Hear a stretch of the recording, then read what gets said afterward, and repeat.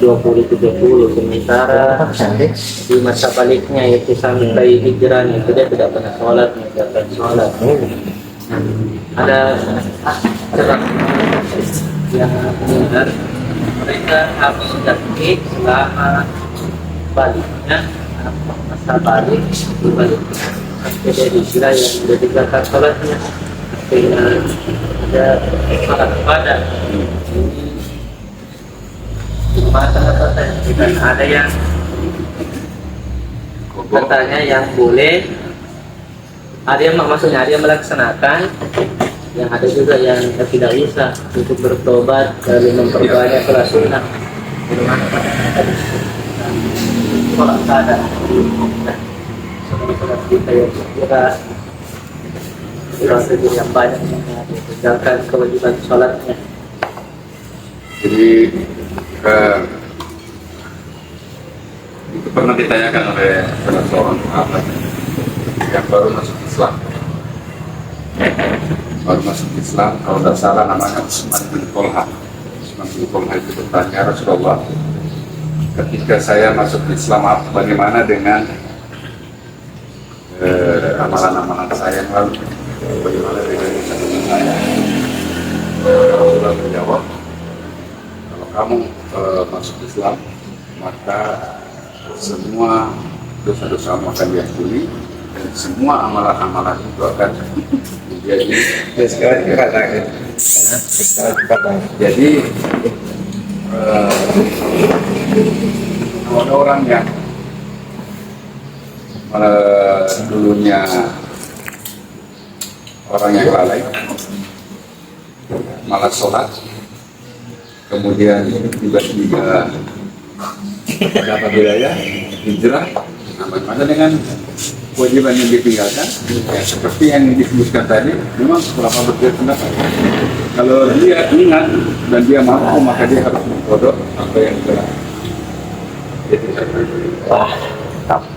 Tapi para ulama yang juga menyebutkan bahwa apa yang dia tinggalkan itu adalah merupakan kesalahan, dan ketika dia berhijrah, ketika dia bertobat, maka semua yang dilakukan itu akan digantikan dengan kebaikan. Artinya dia pulih kesalahan, jadi dia tidak perlu lagi karena tobat itu kan, ketika seorang bertobat maka insya Allah ya dosa dia kan. Jadi kalau saya sih beratnya, kalau saya memiliki pendapat tidak perlu dikodok, karena ya kalau dia mau kodok, apakah dia bisa menghitung apa yang telah ditinggalkan selama itu, selama mulai dari balik sampai dia hijrah? Tinggal bagaimana caranya sekarang setelah dia hijrah, bagaimana dia mempertahankan istiqomah. Itu yang paling penting. Makanya salah seorang sahabat bernama Sufyan bin Abdillah bertanya kepada Rasulullah, ya Rasulullah, qul li fil Islam qaulan la as'alu ahadan la as'alu anhu ahadan Rasulullah. Wahai Rasulullah, nasihatkan kepada aku satu nasihat yang tidak akan aku tanyakan kepada orang lain. Rasulullah kemudian memberikan nasihat, qul amantu billah imastaqim. Katakanlah aku beriman kepada Allah, kemudian istiqomah. Jadi setelah kita hijrah, setelah kita bertobat, setelah kita beriman kepada Allah, maka nantinya adalah istiqomah. Nah, itu yang berat. Makanya untuk istiqomah itu perlu perjuangan, perlu diusahakan, tidak santai-santai, tidak merasa aman. Jadi kita ini yang sudah hijrah jangan merasa aman dengan kondisi kita sekarang. Akhirnya kemudian merasa tenang-tenang saja, tidak berusaha untuk menjaga keimanan tersebut. Oleh karena itu keistiqomahan itu perlu diusahakan. Bagaimana caranya? Ya. Caranya secara umum adalah melakukan kebaikan, rajin baca Quran, rajin belajar. Tapi secara khusus menjaga keistiqomahan itu dilakukan dengan melakukan sesuatu yang sifatnya berjamaah. sholat berjamaah, apalagi ya, bermajelis, baca Quran berjamaah, ya, makan berjamaah, ngopi berjamaah. Nah, termasuk kita dibaca subuhan. Makanya saya selalu katakan, Biker Subuhan ini adalah sebuah komunitas, ya, komunitas perkumpulan yang sebenarnya tujuan utamanya adalah keistiqomahan. Ya, bukan hanya untuk menjadi syiar kepada orang lain. Jadi jangan kita mengatakan supaya orang rajin juga. Yang paling penting adalah untuk diri kita sendiri dulu. Kalau kita rajin subuhan, ikut Biker Subuhan berarti.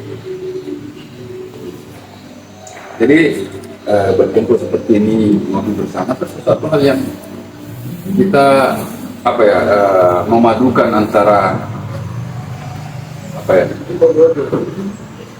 kenikmatan akhirat dengan kenikmatan itu enggak.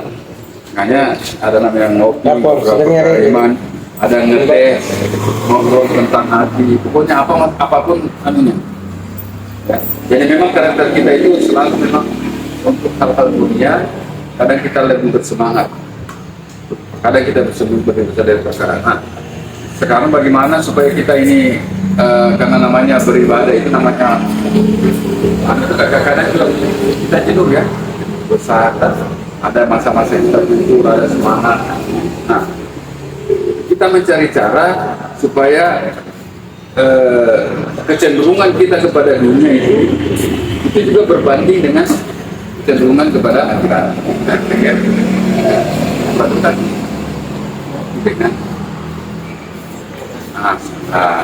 Motornya Bentar, ada orang. ya, seperti itu. Jadi kita berusaha. Cara istiqomah yang paling mudah sebenarnya itu adalah cari teman-teman yang baik. Karena memang kita sukanya itu bergaul, suka keluar kan. Jadi kalau kita keluar cari teman, cari yang baik, cari yang mengarahkan kita kepada Allah. Jangan cari teman yang justru membuat kita jauh dari Allah.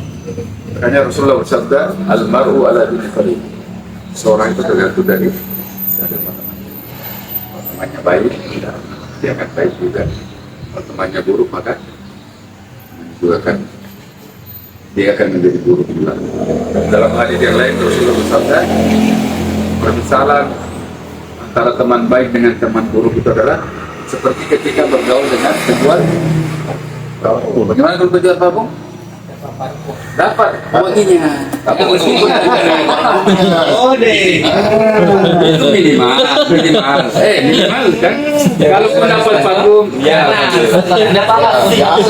dan kalau minimal. Kalaupun kita tidak dapat parfum atau kita tidak beli parfum, minimal kita dapat wanginya. Meskipun kita tidak pakai, kita jual. Wangi baik. Kalau teman yang buruk berteman dengan teman buruk, permisalannya adalah seperti pandai besi, seperti pabrik. Maksudnya bukan berarti pabrik bersama pabrik itu jelek. Maksudnya adalah aromanya. Dalam hal aroma kan, berteman dengan pandai besi itu kalau tidak dapat bau gosong, dapat panas kan, bau anu itu kan tidak bagus. Bukan berarti bahwa dilarang berteman dengan pandai besi atau menjelek-jelekan pandai besi, bukan. Itu dalam hal masalah pengaruhnya kan? Apa yang ditimbulkan dari teman-teman tersebut. Bau harum itu kan baik. Kalau panas dan bau besi itu kan konotasinya negatif.